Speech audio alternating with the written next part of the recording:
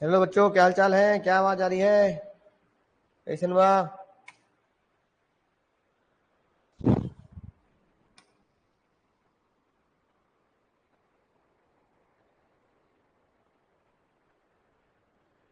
छह बच्चे बोलेंगे सर आवाज आ रही है, बढ़िया आ रही है एकदम।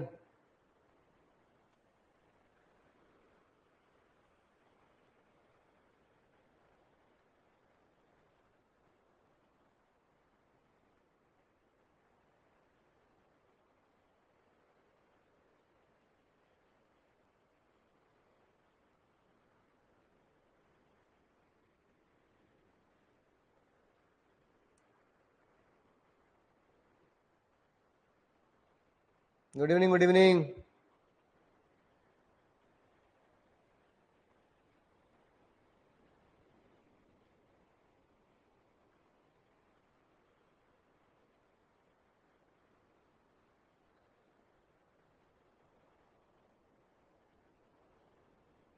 यस सर, आवाज आ रही है, बहुत बढ़िया सर। चले शुरू करें।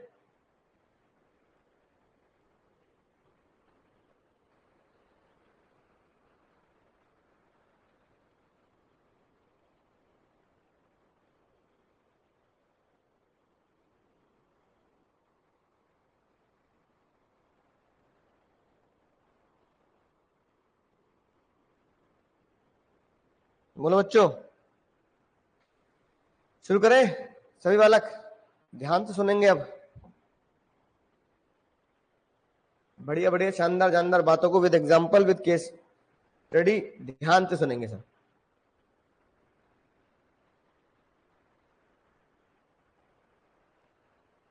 चले मेरे प्यारे बालकों, क्या हाल चाल है? बहुत बढ़िया सर।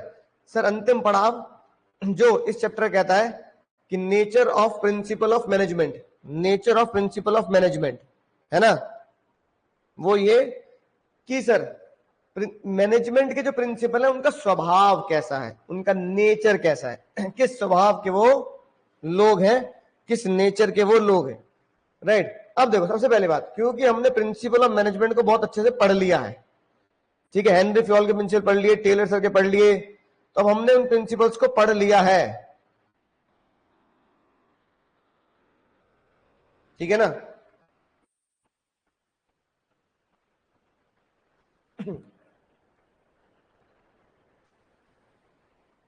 तो प्रिंसिपल जो नेचर है वो एक्सपेरिमेंट से बना है, तो अब हमें आसानी समझ में आ जाएगी बात कि प्रिंसिपल ऑफ नेचर क्या कहता है। अब देखो, सबसे पहले ध्यान से जो प्रिंसिपल्स है, चाहे हेनरी फेयोल के, हम पहले फेयोल के प्रिंसिपल्स की बात कर लेते हैं। अब जो फेयोल सर के प्रिंसिपल है, कहा जाएगा कि फेयोल सर के प्रिंसिपल यूनिवर्सल एप्लीकेबल है। सबसे इंपॉर्टेंट बात, क्या वर्ड लिखा है? क्या वर्ड लिखा है? वर्ड लिखा है यूनिवर्सल एप्लीकेशन। क्या वर्ड लिखा है? यूनिवर्सल एप्लीकेशन,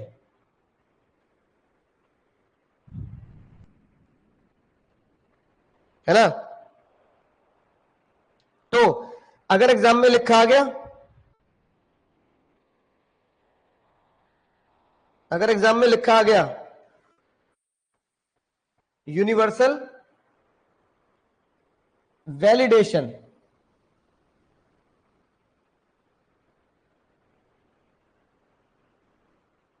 ठीक है, एक हो गया यूनिवर्सल एप्लीकेशन और यूनिवर्सल वैलिडेशन। तो क्या लगाएंगे कि नेचर और प्रिंसिपल क्या होता है? यूनिवर्सल एप्लीकेबल होता है, यूनिवर्सल वैलिड नहीं होता। यूनिवर्सल वैलिड का मतलब होता है कि मैंने एक चीज बता दी तो ये पूरी दुनिया में वैलिड हो जाएगी। जैसे मैंने बता दिया भैया H2, H में हाइड्रोजन में पानी, ऑक्सीजन मिला दो पानी बन जाएगा, तो मैंने बता दिया, इसका मतलब ये हर जगह ही वैलिड रहेगा। तो वैलिड का मतलब होता है पूरी दुनिया में कहीं भी कुछ काम करो वो हमेशा सेम निकलेगा, वैलिड। लेकिन जो ह्यूमन प्रिंसिपल्स होते हैं हमारे, जो हेनरी फ्योल के प्रिंसिपल्स हो गए, मैनेजमेंट के जो प्रिंसिपल्स होते हैं, वो यूनिवर्सल वैलिड नहीं होते, जो यूनिवर्सल वैलिड नहीं होते, वो यूनिवर्सल एप्लीकेबल होते हैं, ठीक है ना? तो इसका मतलब ये प्रिंसिपल एप्लीकेबल होते हैं हर तरह की ऑर्गेनाइजेशन में, चाहे वो छोटी हो बड़ी हो, ठीक है, राइट। और लिमिटेड कंपनी में भी एप्लीकेबल हो सकते हैं, अलग अलग डिपार्टमेंट में भी एप्लीकेबल हो सकते हैं। ये होते हैं यूनिवर्सल वैलिडेशन, यूनिवर्सल वैलिडेशन। अगली बात सर, अगर बात करें तो सर कैसे पता लगेगा कि कोई भी प्रिंसिपल यूनिवर्सल वैलिड है? अब जैसे हमारा सबसे फेवरेट प्रिंसिपल फेयर रेम्युनरेशन, तो हेनरी, साथ साथ लिखेंगे, हेनरी फेयल ने बताया फेयर रेम्युनरेशन। तो फेयर रेम्युनरेशन वो 20,000 भी हो सकती है, मतलब यूनिवर्सल एप्लीकेबल है कि फेयर रेम्युनरेशन, किसी बंदे को फेयर रेम्युनरेशन दोगे तभी वो अच्छे से काम करेगा, तो वो यूनिवर्सल एप्लीकेबल भी हो सकती है 20,000 रुपए। अगर वो कंपनी बड़ी है, इफ कंपनी इज गूगल, तो भाई वो 1800 करोड़ भी हो सकती है उनके सीईओ के लिए। याद आ गई ना बात?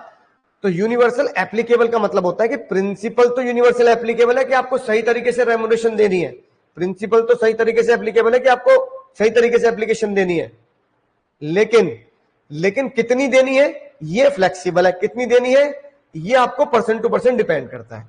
तो ये होता है यूनिवर्सल एप्लीकेशन। फिर भाई जितने भी प्रिंसिपल्स हैं वो होती है गाइडलाइन। याद आ गई बात? हमने पहली क्लास में पढ़ा था, जितने प्रिंसिपल्स होते हैं वो सारी की सारी गाइडलाइंस होती है, वो रूल्स नहीं होते। They are the guidelines not the rules, they are the guidelines, वो गाइडलाइंस होती है, ये रूल्स नहीं होते। आपको सिर्फ गाइड किया जा रहा है ना? एग्जाम में चीट कोड क्या मिलेगा? ये not provide readymade strategic solution, not provide readymade strategic solution, कि ये रेडीमेड स्ट्रेटजेट सॉल्यूशन नहीं देता है, रेडीमेड स्ट्रेटजेट सॉल्यूशन नहीं देता। ठीक है?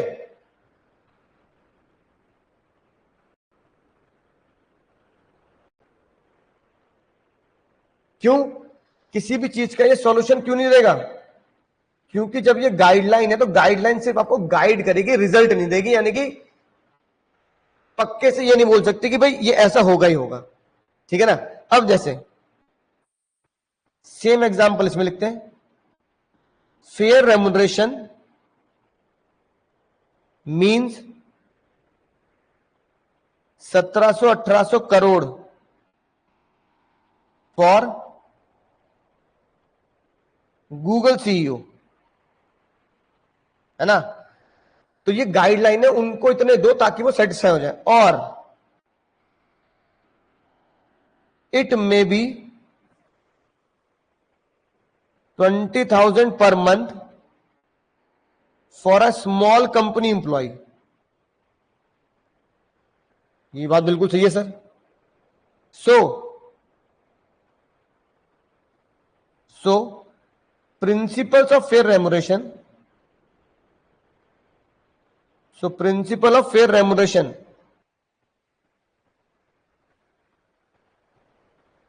does not provide absolute amount,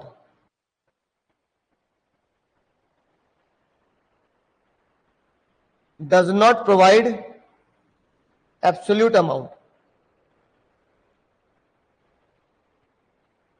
ठीक है ना? does not provide absolute amount, they are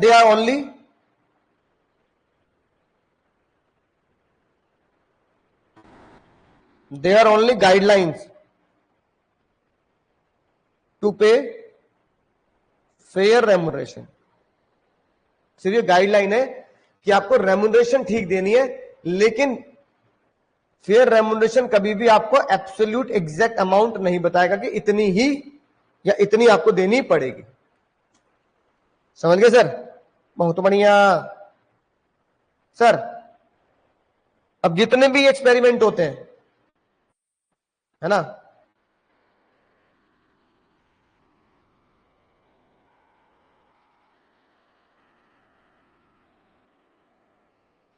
जितने भी ये एक्सपेरिमेंट होते हैं, पीपीटी दिखा देता हूं आप लोगों को। पीपीटी खुल रही है भाई? खुल रही है ना? ठीक है। अब ये जितने भी होते हैं एक्सपेरिमेंट, फीचर्स, अगला फीचर आता है कॉज एंड इफेक्ट। क्या आता है बाबू? Cause and effect, cause and effect, cause and effect. अब देखो कॉज एंड इफेक्ट का मतलब क्या होता है? कॉज एंड इफेक्ट का मतलब होता है कि कॉज का मतलब होता है कारण, कि कोई भी प्रिंसिपल एक रीजन की वजह से मिला था। और इफेक्ट का मतलब होता है उसका असर, कि उसका असर, कारण क्या है उसका असर क्या है, कारण क्या है उसका असर क्या है, कारण क्या है उसका असर क्या है। ठीक है ना, राइट। जैसे एक एग्जांपल दे रखा है, टेलर सर के पीसवे सिस्टम ने बोला कि भाई आपको पर पीस के हिसाब से पैसा मिलेगा, तो उसका इफेक्ट क्या होगा कि भैया क्वांटिटी बढ़ेगी, एफिशिएंसी लोग बढ़ाने की कोशिश करेंगे, पर हो सकता है जल्दबाजी के चक्कर में, ज्यादा पीस बनाने के चक्कर में क्वालिटी लो हो जाए, क्वालिटी गिर जाए, क्वालिटी लो हो जाए। ठीक है ना, ये उस पर असर पड़ेगा। बोलो भाई। ऐसे ही अगर मैं ऐसे तुम्हें बताऊं कि फॉर एग्जाम्पल मान लो डिसिप्लिन, कि प्रिंसिपल ऑफ डिसिप्लिन है ना, ये हम फॉलो करते हैं, तो प्रिंसिपल ऑफ डिसिप्लिन हो गया कॉज। हर एक प्रिंसिपल क्या है, कॉज होता है। प्रिंसिपल ऑफ डिसिप्लिन हो गया कॉज, है ना। इससे पॉजिटिव असर क्या होगा, बोलो। इससे पॉजिटिव असर होगा, डिसिप्लिन मेंटेन करने से लॉयल्टी बढ़ती है, डिसिप्लिन मेंटेन करने से गुड रिलेशन होते हैं, तो ये उसका पॉजिटिव असर हो गया, तो ये हो गया इफेक्ट। तो हर ईच प्रिंसिपल कॉज है और उसका इफेक्ट होता है। अब जैसे देखो एस्प्रिट डी कॉर्प, अगला कॉज है एस्प्रिट डी कॉर्प, इसका इफेक्ट क्या होगा, इसका इफेक्ट होगा, है ना, team work. Team work is effect, team work is effect.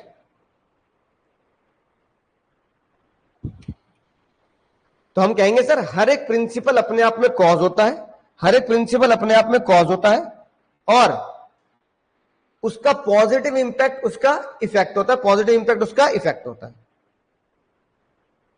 ठीक है, अब जितने भी कॉज हैं, अब जितने भी प्रिंसिपल हैं, ये किससे बनते हैं सर, ह्यूमन बिहेवियर, किससे बनते हैं, ह्यूमन बिहेवियर, राइट। अब जैसे कि जितने भी प्रिंसिपल हेनरी फ्योल ने बनाए, हेनरी फ्योल सर के तो सारे ह्यूमन बिहेवियर थे, ठीक है ना, ताकि ह्यूमन के बिहेवियर को समझा जाए उसके हिसाब से। जैसे प्रिंसिपल ऑफ ऑर्डर, जैसे लिखते जाना एग्जाम में, अपनी नोटबुक में नोट करेंगे, प्रिंसिपल ऑफ ऑर्डर हमने लगाया कि भैया हर एक चीज क्या होनी चाहिए, सिस्टमैटिक होनी चाहिए, हर एक चीज का प्रॉपर प्लेस होना चाहिए। ठीक है, तो अगर इसके भी इसका ह्यूमन बिहेवियर पे क्या असर पड़ा, इसमें हमने ह्यूमन बिहेवियर देखा कि बिटवीन मैन और मटेरियल काम सही चलता है, बिटवीन मैन और मटेरियल काम सही चलता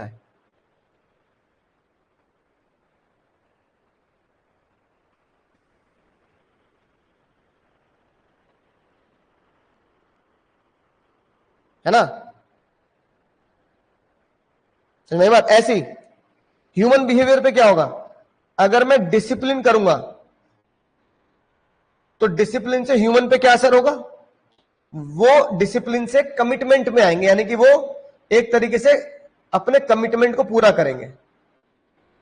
और अगर, है ना, ह्यूमन बिहेवियर, अगर मैं किसी को फेयर रेमुनरेशन दूंगा कि पैसा बिल्कुल अच्छा मिल रहा है, तो ह्यूमन में क्या बिहेवियर आएगा, उसके ह्यूमन बिहेवियर में क्या आएगा, वो लॉयल बनेगा, यार मेरी कंपनी अच्छा पैसा दे रही है ना, तो ये ह्यूमन बिहेवियर में जनरेट होगा, दिखेगा।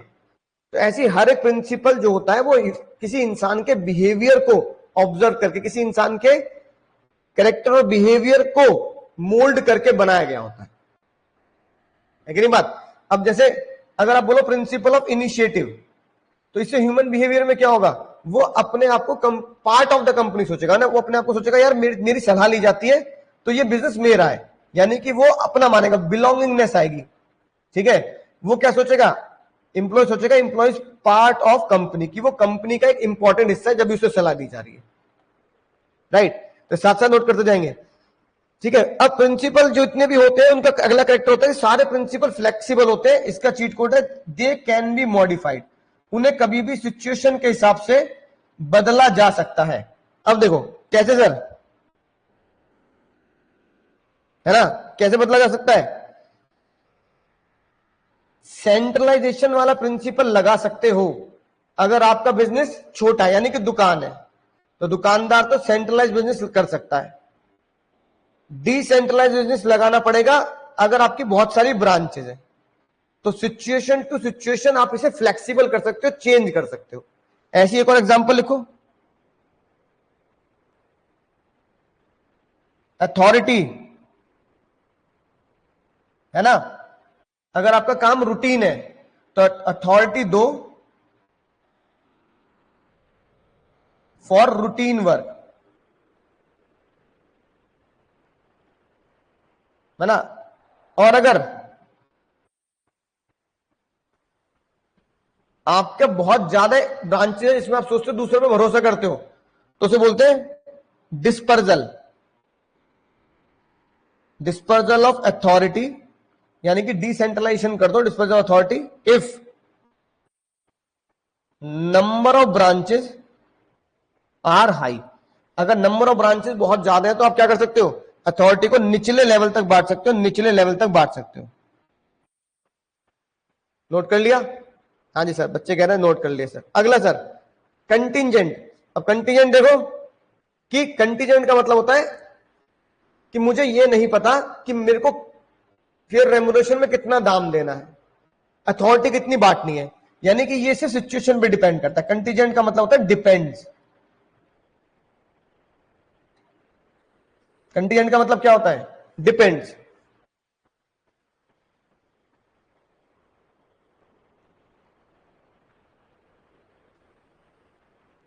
ठीक है?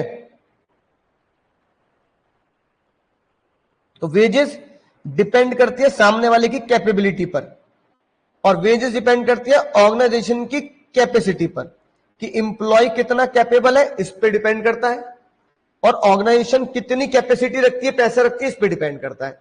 तो ये होती है कंटीजेंसी। कंटीजेंसी के ऊपर लिखो डिपेंडिंग ऑन द सिचुएशन, कि भैया कंटीजेंट है कितना होगा। जैसे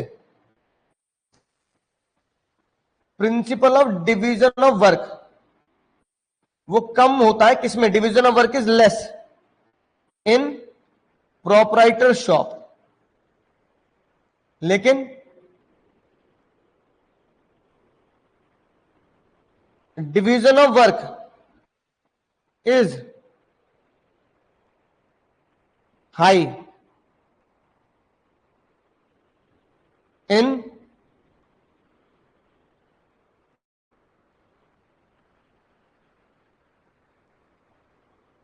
डिवीजन ऑफ कहां है? In big companies. तो डिवीजन ऑफ वर्क वाला जो प्रिंसिपल है किस पे डिपेंड हो गया? कंटीजेंसी, यानी सिचुएशन पे डिपेंड हो गया। सिचुएशन टू सिचुएशन होते हैं प्रिंसिपल। समझ आ गई बात? सर अगला प्रिंसिपल देखो, ये जितने भी प्रिंसिपल बनाए गए किससे बनाए गए हैं? ये प्रिंसिपल बनाए गए हैं प्रैक्टिस और एक्सपेरिमेंट से। जैसे सबसे बेस्ट एग्जांपल ये दे रखा है मैंने तुम्हें, फैटिग स्टडी। फैटिग स्टडी जो टेलर सर ने बनाई, वो उन्होंने किससे बनाई है? वो बनाई है उन्होंने एक्सपेरिमेंट, प्रैक्टिस से और एक्सपेरिमेंट से, प्रैक्टिस से और एक्सपेरिमेंट से, प्रैक्टिस से और एक्सपेरिमेंट से, प्रैक्टिस से और एक्सपेरिमेंट से।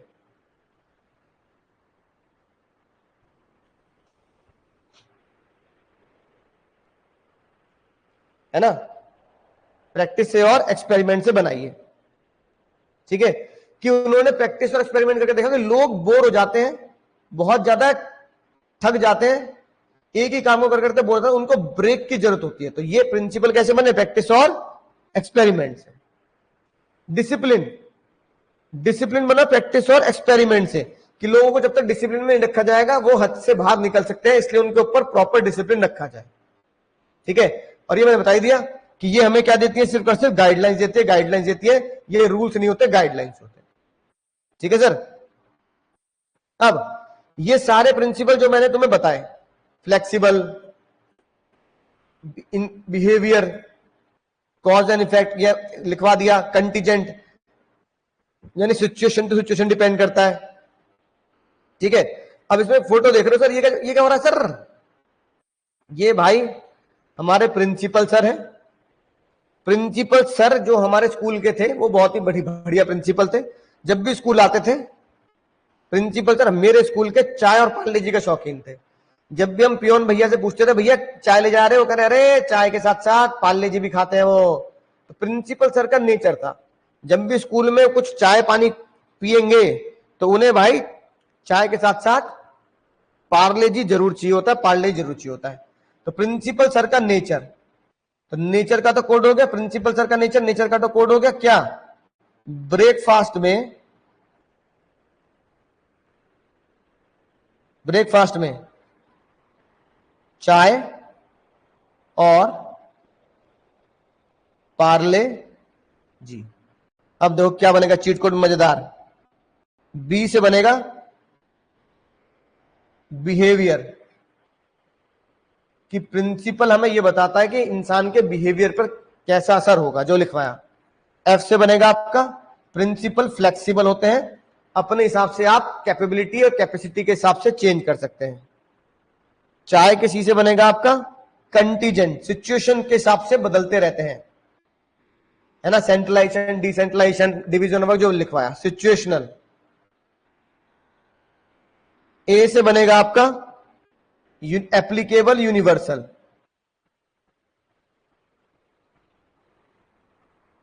और बाबू पी से बनेगा आपका प्रैक्टिस, कि टेलर सर ने बहुत प्रैक्टिस के साथ ये जाना कि लोग बोर हो जाते हैं, उनको हमें समाधान या ब्रेक देना चाहिए। जी से बनेगा आपका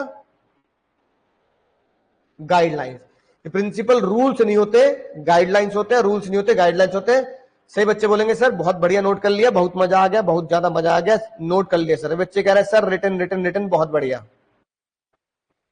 अब सर जैसे प्रिंसिपल है बिल्कुल वैसे ही उनकी इंपॉर्टेंस आती है कि भाई अब इन प्रिंसिपल्स को जरूरी क्यों है, क्यों इंपॉर्टेंट है।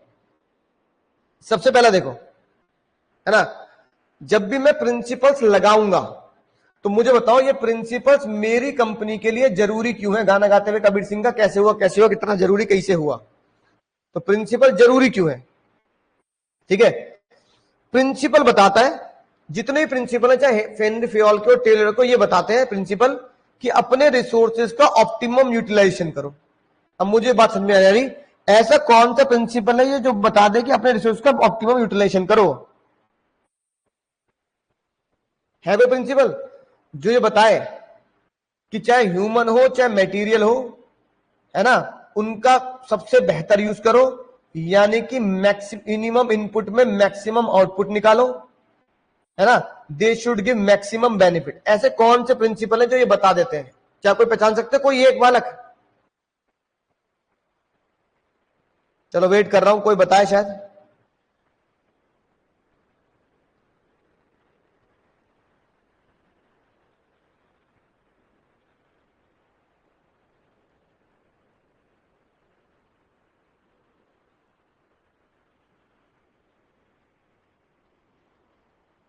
बताओ।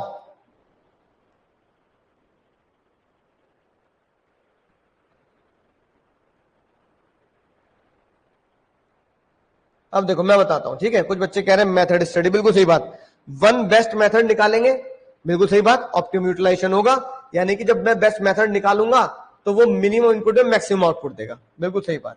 तो पहला एग्जांपल बहुत बढ़िया बात की भैया ने, वन बेस्ट मेथड।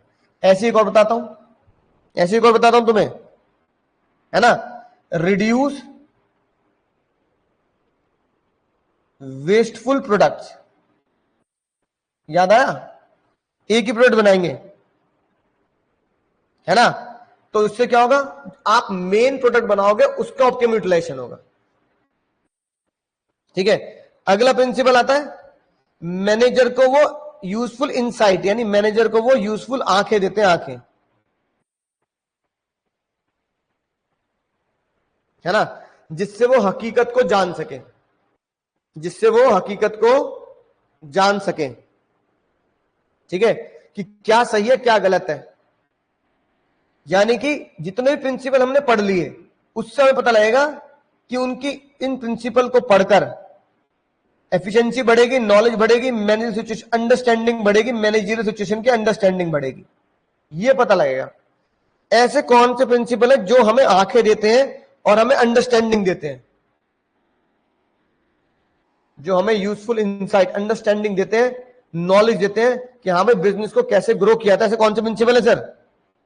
जैसे टेलर सर ने बोला नो हिट एंड ट्रायल, जिंदगी भर हिट एंड ट्रायल मत करते चलो, थंब रूल मत लगाओ, no thumb rule, one best method ढूंढने की कोशिश करो। वन बेस्ट मेथड आपको खोजना पड़ेगा फोर्ड की असेंबली लाइन के जैसा, है ना? राइट, बोलो भाई, समझ में आई बात? या फिर आपको ये रियलिटी दिखाते हैं जब आपकी ऑर्गेनाइजेशन बड़ी होती है तो बिग ऑर्गेनाइजेशन क्या करे? डिसेंट्रलाइजेशन फॉलो करे, सेंट्रलाइजेशन डिसेंट्रलाइजेशन को बैलेंस करे, डिसेंट्रलाइजेशन करे, यानी कि डिसीजन मेकिंग अपने जूनियर्स के ऊपर डाले ताकि वो ढंग से काम कर सके। ठीक है, साइंटिफिक डिसीजन तो हमारा टेलर सर का प्रिंसिपल है ही। टेलर सर ने बोला हर चीज में साइंस लगाओ, no thumb rule, no thumb rule, apply science, ठीक है ना? No hit and trial, thinking before doing, thinking before doing. तो ये तो हुई क्या कि decision must be based on the fact, thinking, logical reasoning, कि भाई जो भी हो लॉजिक लगा के काम करो आप।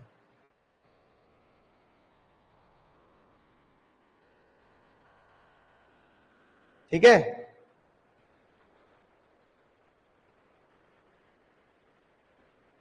अगली बात सर, ये प्रिंसिपल जरूरी क्यों है?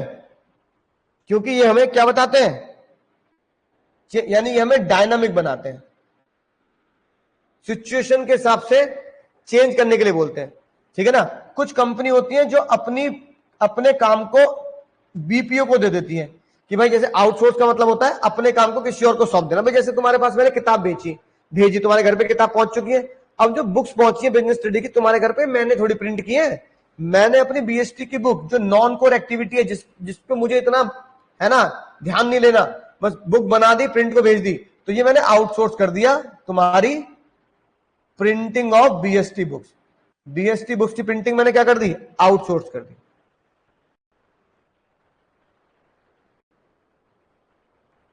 ठीक है, क्या ये सोशल रिस्पॉन्सिबिलिटी निभाते हैं? बिल्कुल सही बात।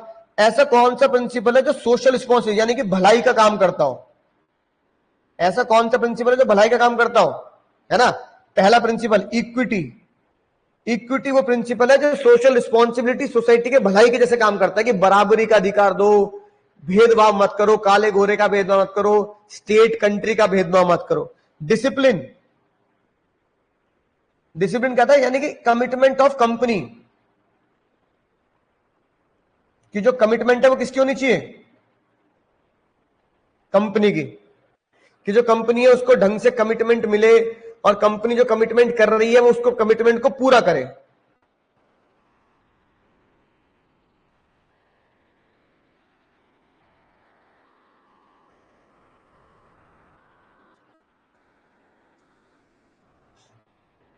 है ना? कमिटमेंट को वो पूरा करे। राइट, डिसिप्लिन में क्या भलाई का काम करता है कि भाई लोगों का कैसे भला होगा जब लोग कहेंगे मेरी कंपनी कमिटमेंट करती है, डिसिप्लिन, इंप्लॉय एकदम कमिटमेंट रहते हैं, तो इससे क्या होता है? भलाई का काम होता है। तो management principle guide manage perform social responsibility. कुछ प्रिंसिपल ऐसे होते हैं जो मैनेजर कहते हैं भाई सोशल रिस्पॉन्सिबिलिटी जैसे काम करो, समाज के लिए भी काम करो। और टेलर सर का एक प्रिंसिपल है develop the worker to the greatest efficiency, develop the worker to the greatest efficiency. तो वो प्रिंसिपल इसलिए जरूरी है कि हमारे इंप्लॉय को वो ग्रेटेस्ट एफिशिएंसी तक पहुंचाते हैं, ग्रेटेस्ट एफिशिएंसी तक पहुंचाते हैं। इंक्रीज नॉलेज, है ना, ट्रेनिंग।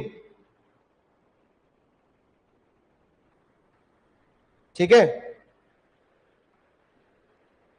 तो एमबीए बीबीए ट्रेनिंग से क्या होता है? ग्रेटेस्ट एफिशिएंसी होती है, ग्रेटेस्ट एफिशिएंसी होती है।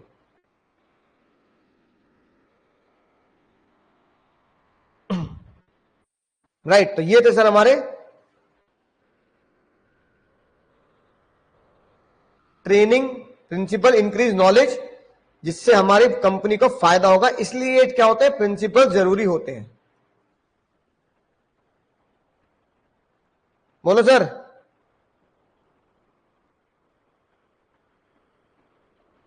चले क्वेश्चन की तरफ।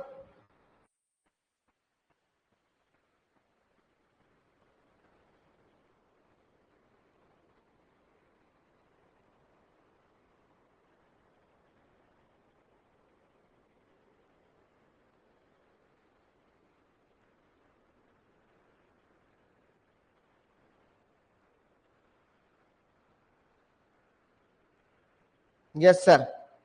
अब कुछ क्वेश्चंस मैं तुम्हें करा देता हूं।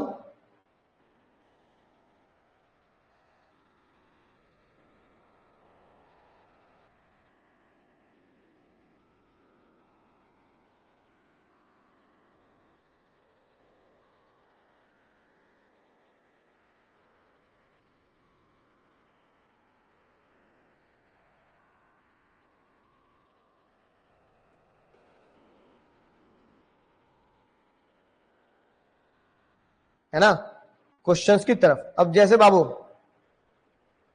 क्वेश्चन नंबर 23 देखते हैं, देखो ठीक है। अब इसमें देखो क्या था,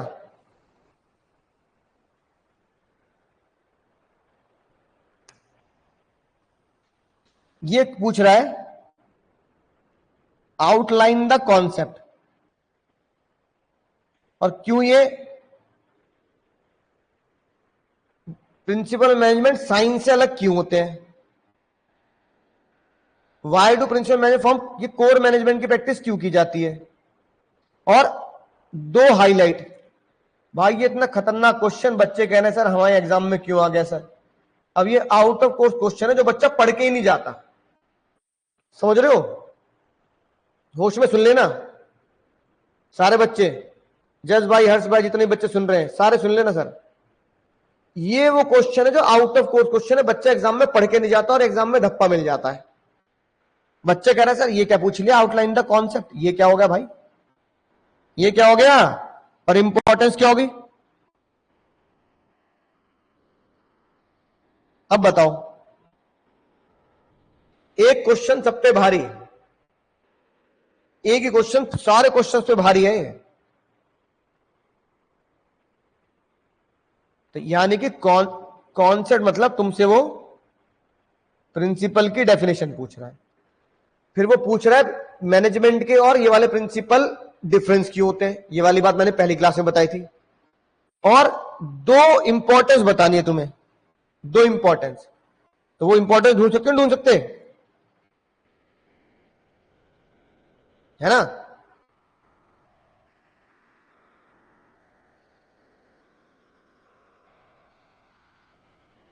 बोलो भाई, वो कह तो रहा है कि ये एमबीए में भी है, यानी कि तो गाइडलाइंस होती हैं, रूल्स नहीं होते। ये भाई ढंग से बिल्कुल खतरा बनाना है इस क्वेश्चन में, और एग्जाम से पहले जरूर इसे याद करना है। एग्जाम वाले दिन भाई तुम्हें पढ़ के जाना है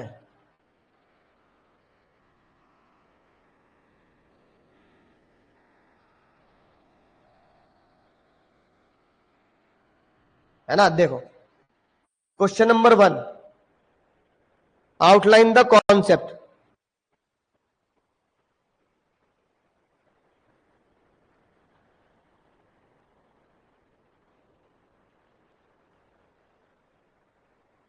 जनरल गाइडलाइंस, यही होती है बात। जनरल गाइडलाइंस होती है, डिसीजन मेकिंग में आपको सहायता करती है।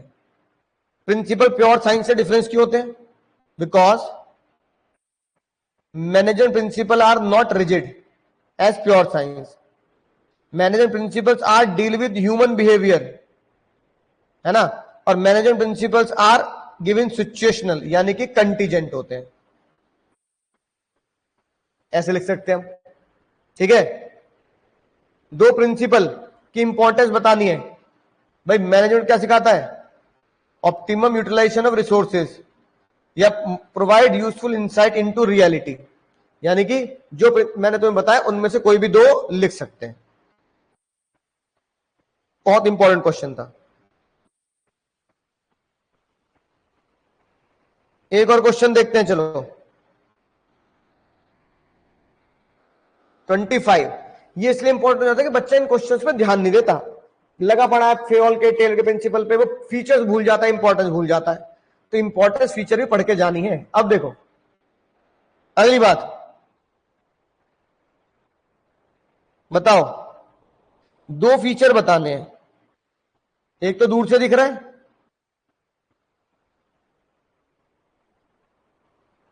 Principles are not rigid, principles not give readymade solution. याद है की बात? तो प्रिंसिपल्स रेडीमेड सॉल्यूशन नहीं होते, इसलिए वो होते हैं जर्नल गाइडलाइंस। और प्रिंसिपल्स है ना रिजिड नहीं होते, इसलिए वो क्या होते हैं सर? फ्लेक्सिबल। अब चाहे मैनेजमेंट प्रिंसिपल रेडीमेड सॉल्यूशन क्यों नहीं होते? अब बच्चा कहता है सर ये आउट ऑफ कोर्स, ये क्या पूछ लिया सर, ये कोई क्वेश्चन हमारे क्या पूछ लिया पापा, मैंने उल्टे लगाए पापा, कैसे पड़ेगा पापा, क्या पूछ लिया आपने? आउट ऑफ कोर्स क्वेश्चन पूछ लिया। अरे तो यहीं से याद कर लो ना, अब इसको यहीं से जी के पीएल कर लेना, और इस वाली लाइन को यहां से भाई ढंग से याद कर लेना, यहीं से याद कर लेना। क्या लिखा है देखना, रियल बिजनेस सिचुएशन कॉम्प्लेक्स होती है, डायनामिक होती है, और अलग इसके रिजल्ट अलग अलग फैक्टर पे डिपेंड करते हैं।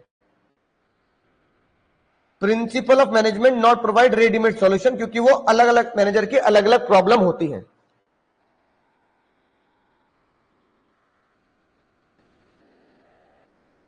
समझ की बात?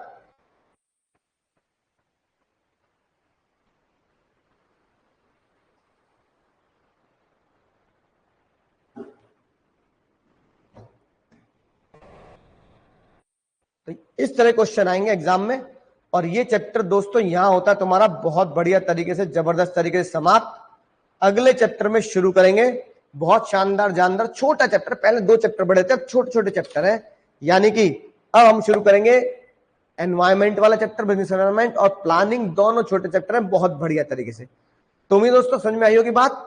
आज जो मैंने तुम्हें आउट ऑफ कोर्स क्वेश्चन कराए हैं, इनको एग्जाम से पहले जरूर रिवाइज करना है, क्योंकि अगर पेपर टफ बनाना होता है तो इस तरह क्वेश्चन एग्जाम में डाल दिए जाते हैं।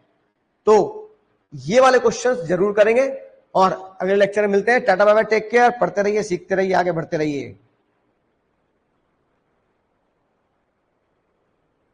ठीक है दोस्तों।